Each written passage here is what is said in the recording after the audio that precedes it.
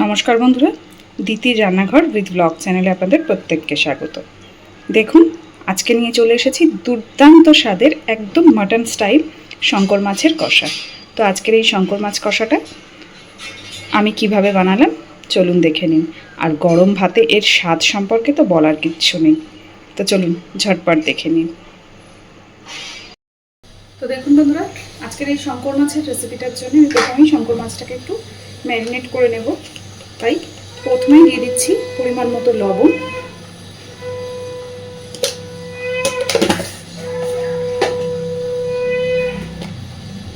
এবার দিচ্ছি হলুদ গুঁড়ো, একটু লঙ্কা গুঁড়ো,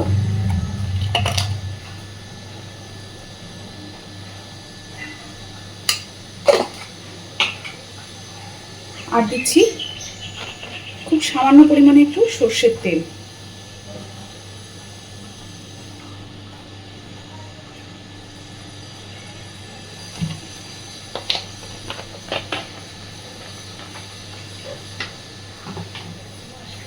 এইবার দিচ্ছি 1 চামচ মতো ভিনেগার।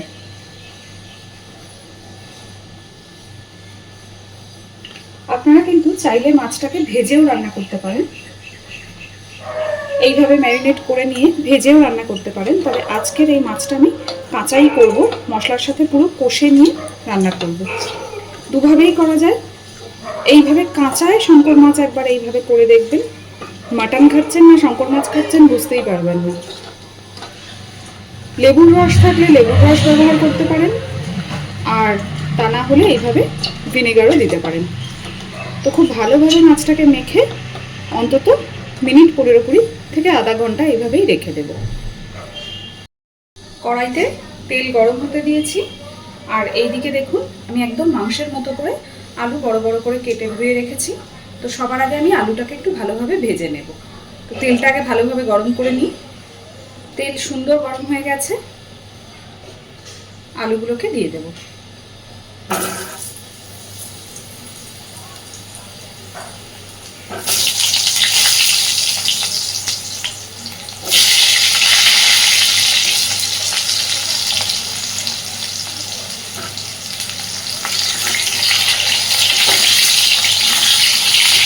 একই সাথে আলুর মধ্যে দিয়ে দেবো সামান্য একটু লবণ,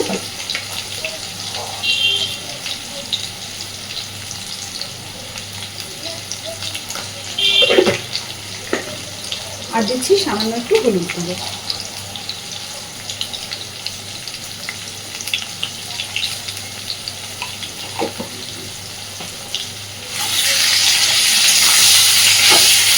একদম লাল লাল করে আলুগুলোকে ভেজে তুলে নেব।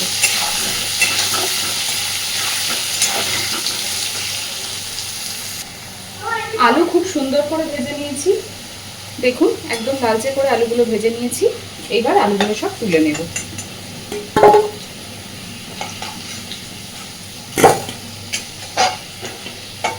আপনারা কিন্তু আমি বারবারই বলছি, চাইলে মাছগুলো ভেজেও নিতে পারেন, আবার এইভাবে মশলার সাথে কষেও রান্না করতে পারেন।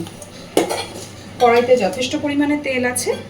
এবার আমি এই তেলের মধ্যে দিয়ে দিচ্ছি পেঁয়াজ কুচি আর চেরা কাঁচা লঙ্কা।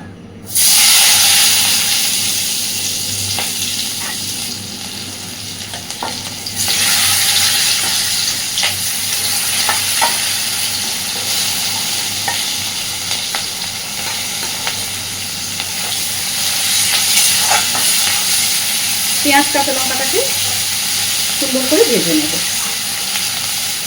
আর এই রান্নাটা অবশ্যই চেষ্টা করবেন পুরো শিলে বাটা মশলায় করতে, তাতে রান্নাটার স্বাদ অনেক বেশি ভালো হয়। যদি সম্ভব না হয় তাহলে তো মিক্সি আছে। তো পেঁয়াজটাকে আগে সুন্দর করে ভেজে নেব। পেঁয়াজটা সুন্দর লালচে করে ভেজে নিয়েছি। এবার দিয়ে দিচ্ছি আদা, রসুন আর শুকনো লঙ্কা একসাথে বাটা।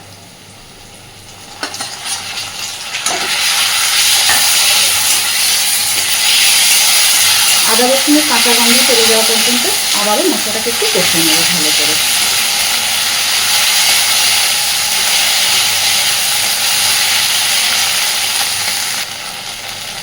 এই পর্যায়ে আমি দিয়ে দেবো পরিমাণ মতো লবণ আর হলুদ। একটা কথা বলি, আমি মাছেও লবণ হলুদ মাখিয়ে রেখেছি, আলু ভাজার সময়ও লবণ হলুদ দিয়েছি, তাই লবণ হলুদের পরিমাণটা কিন্তু বুঝে ব্যবহার করব।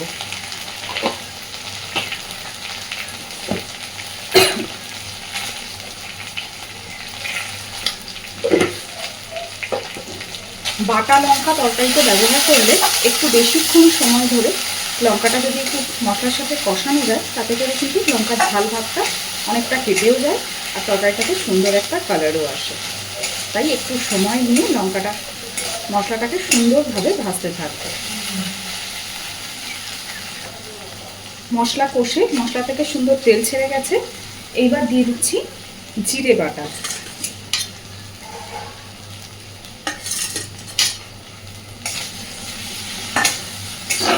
জিরে বাটাটাকে দিয়ে আবারও ভালোভাবে নাড়তে থাকবো আর মশলা কষাতে থাকবো। যত ভালো কষানো হবে রান্নার স্বাদ ততটাই ভালো হবে। আর এই পর্যায়েতেই আমি আলুটাকেও এর মধ্যে দিয়ে দেবো, তাতে করে আলুও সুন্দর করে মশলার সাথে কষা হয়ে যাবে, আলু অনেকটা সিদ্ধও হয়ে যাবে।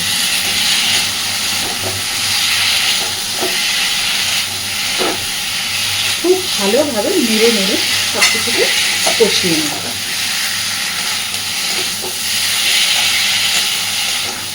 আর যে পাত্রে আমি মশলা বেটে তুলে রেখেছিলাম সেই পাত্রটা ধুয়ে দিয়ে দেবো সামান্য একটু জল।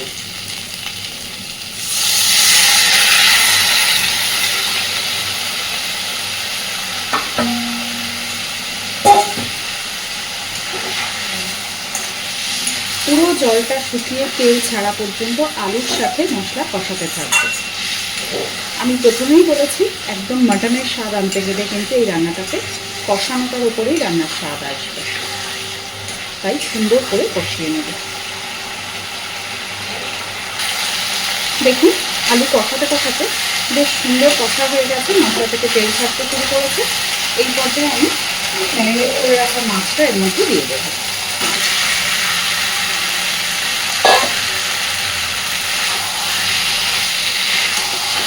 মাছটা দেওয়ার পরে আরও 5-7 মিনিট সুন্দর করে মাছটাকে মশলার সাথে আলুর সাথে কষিয়ে নেব।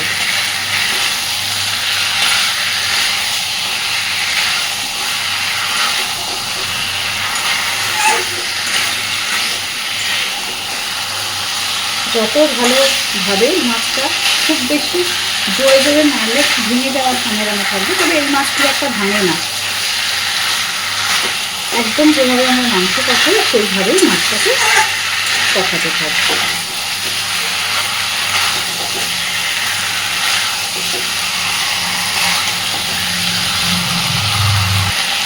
সুন্দর করে মাছ কষে নিয়েছি। সব কিছু দেখুন, একটা মাছও কিন্তু ভেঙে যায়নি, অথচ একদম মাংসের মতো করে সুন্দর করে কষে নিয়েছি। মশলার কালার দেখেই বুঝতে পারছেন কষানোটা কতটা ভালো হয়েছে। এইবার দিয়ে দেবো জল। এত বড় বড় করে যেহেতু আলু দেওয়া আছে, আলু সিদ্ধ হবে, যদিও মাছ সিদ্ধ হতে সময় নেয় না, কিন্তু এই মাছ গলে যাওয়ারও ভয় নেই, ভেঙে যাওয়ারও ভয় নেই।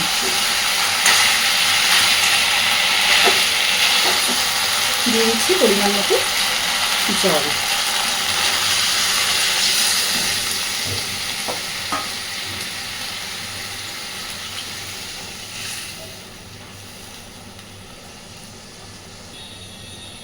খুব ভালোভাবে সব কিছু মিশিয়ে দিয়ে ফুটতে দেব।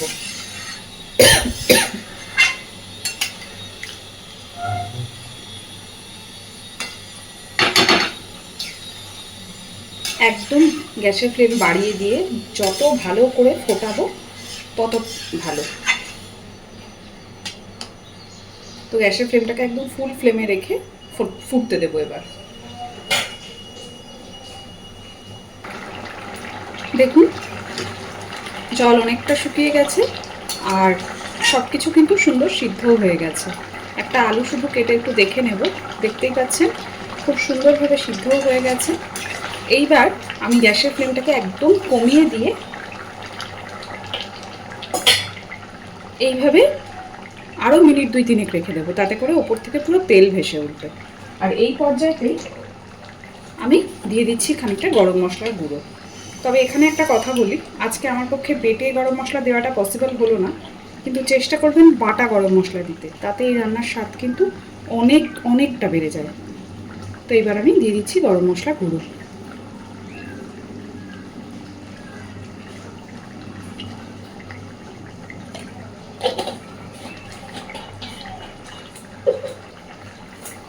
খুব ভালোভাবে সব কিছুকে মিশিয়ে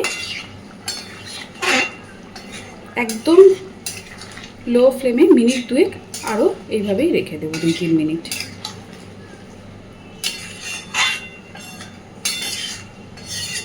তো আজকের আমার এই শঙ্কর মাছ কষার রেসিপিটা আপনাদের কেমন লেগেছে আমাকে কিন্তু জানাতে ভুলবেন না। আর বিশ্বাস করুন, যারা শঙ্কর মাছ খায় তারা জানে যে এই শঙ্কর মাছের কি দুর্দান্ত স্বাদ। আর এইভাবে রান্না করলে না, মানে মাটন খাচ্ছি না শঙ্কর মাছ খাচ্ছি সত্যিই বোঝা যায় না, এত সুস্বাদু হয়। এই রান্নার উপরে কোনো কথা হবে না। তো এইভাবে আরও খানিকক্ষণ ফুটতে দিই। দেখুন আস্তে আস্তে ওপর থেকে চারিদিক দিয়ে তেল ভাসতে শুরু করেছে। এইভাবে গ্যাসের ফ্লেম কমিয়ে একদম লো ফ্লেমে ফোটালে না সুন্দর ওপর থেকে তেল ভেসে ওঠে যে কোনো রান্নাতেই।